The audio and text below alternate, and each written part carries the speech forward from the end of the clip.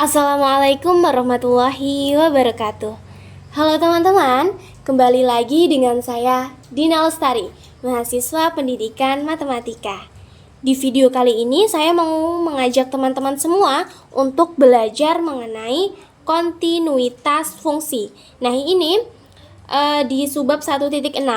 Nah, di sini saya rujukan materinya itu dari buku Kalkulus Diferensial ya, karya Farberg, Purcell, dan Rigdon ya teman-teman. Untuk teman-teman yang punya bukunya juga bisa ya perhatikan ini penjelasannya. Bisa teman-teman lihat di bab subbab 1.6 kontinuitas fungsi. Nah, teman-teman, dalam matematika dan sains kita memakai kata continue untuk menyatakan suatu proses yang berkelanjutan tanpa perubahan yang mendadak. Nyatanya, pengalaman kita mengarahkan kita untuk menganggap ini sebagai fitur mendasar dari banyak proses alami, bahwa gagasan inilah yang berkenaan dengan fungsi yang sekarang ingin dibuat secara presisi, teman-teman. Teman-teman perhatikan 3 grafik ini ya. Dalam 3 grafik yang diperlihatkan gambar 1 ini, perhatikan ya teman-teman, hanya grafik ketiga ini yang memperlihatkan kontinuitas di C, teman-teman. Jadi 2 grafik ini tidak kontinu ya. Yang kontinu hanya di grafik yang ketiga ini.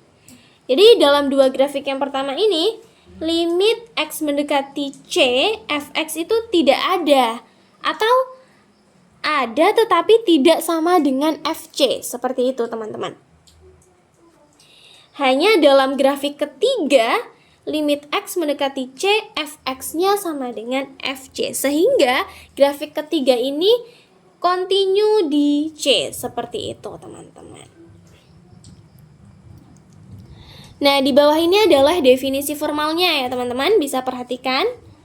Sini ya, definisi kontinuitas di satu titik. Misalkan, F terdefinisi pada suatu interval terbuka yang mengandung C.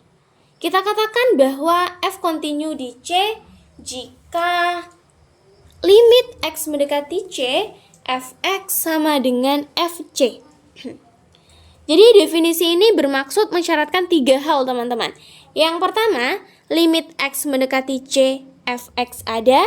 Yang kedua, Fc ada, yakni C berada dalam daerah asal F. Dan yang terakhir yaitu limit X mendekati X sama dengan Fc. Oke. Jika salah satu dari ketiga ini tidak terpenuhi teman-teman, maka F-nya itu discontinue di C. Jadi, kalau salah satu dari 3 syarat ini tidak terpenuhi, maka F-nya itu tidak continue di C. Seperti itu ya. Jadi, ketiga syarat ini itu harus terpenuhi agar F itu dapat dikatakan continue di C. Seperti itu ya, teman-teman. Oke, jadi fungsi yang diwakili oleh grafik yang pertama dan kedua di atas ini ya, grafik ini ya teman-teman, ini adalah contoh dari discontinue di C atau tidak continue di C. Di 2 grafik ini adalah contoh grafik yang tidak continue di C, dan grafik yang ketiga adalah contoh grafik yang continue di C, seperti itu. Tetapi teman-teman, kedua grafik ini bisa jadi continue di titik-titik lain daerah definisinya, seperti itu ya. Tapi kalau di C dia tidak continue, seperti itu.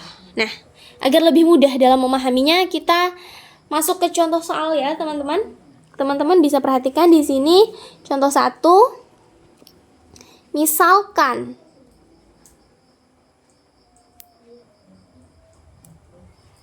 Fx sama dengan X kuadrat min 4 per X min 2. X tidak sama dengan 2. Bagaimana seharusnya F didefinisikan di X sama dengan 2? agar kontinu di titik itu. Oke, penyelesaiannya seperti ini ya teman-teman, perhatikan. Limit X mendekati 2, X kuadrat min 4 per X min 2 sama dengan limit X mendekati 2. Oke, di sini kita jabarkan ya, ini X kuadrat min 4 kan sama aja dengan X min 2 kali X plus 2 ya. Karena X kali X adalah X kuadrat, min 2 kali 2 adalah min 4. Jadi ini sama ini bentuknya sama ya teman-teman, per X min 2 sama dengan limit X mendekati 2, X plus 2 sama dengan 4.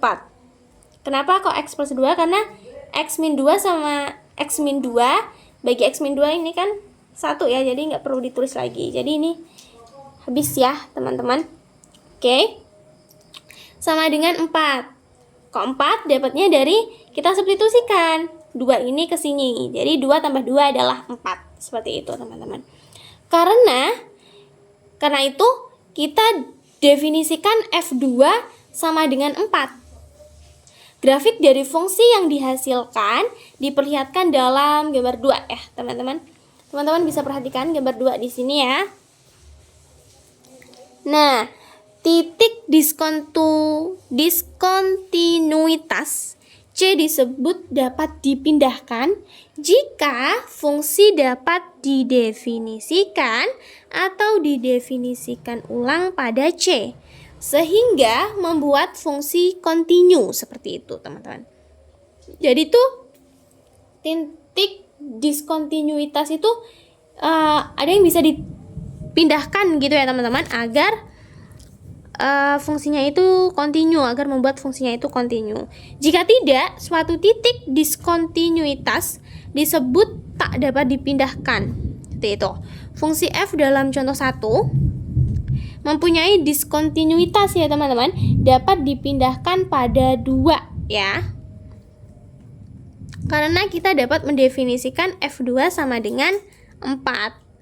Dan fungsi akan kontinu di sana. Jadi kalau yang fungsi di contoh 1 ini dapat dipindahkan di 2, karena dapat kita definisikan F2 sama dengan 4, sehingga fungsinya akan kontinu di sana. Seperti itu. Oke teman-teman, itu penjelasan mengenai kontinuitas fungsi ya. Semoga bermanfaat dan dapat menambah wawasan teman-teman semua. Wassalamualaikum warahmatullahi wabarakatuh. Selamat belajar.